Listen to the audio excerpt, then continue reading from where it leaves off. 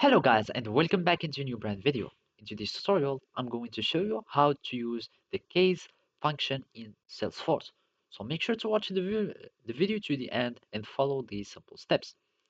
So first, we need just to go to this article. In here, there are some examples or some practical examples that you can start using the case function with. So basically, the case formula only just would be matching some formula and will return as a result some kind of expression or some kind of a value. So for example, here we want to use the case which will be matching, for example, the leading score, or we can start having a case that will be matching the revenue range.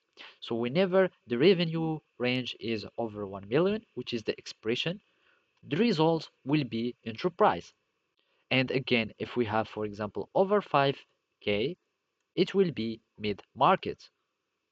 And whenever it is under 500K, it will be an SMB. So basically, those are just some return values. And those are the expressions we want to compare. And basically, you can start using this formula and adding them in your reports, for example. So as you can see, this is a formula of quarter and it has this case per month, and we can also use it. So basically, to add these formulas, you will need to have some specific fields for your objects. You can go to your setup and objects manager, and from there you can start creating new field. So for example, in the account, I'm just going to field in a relationship.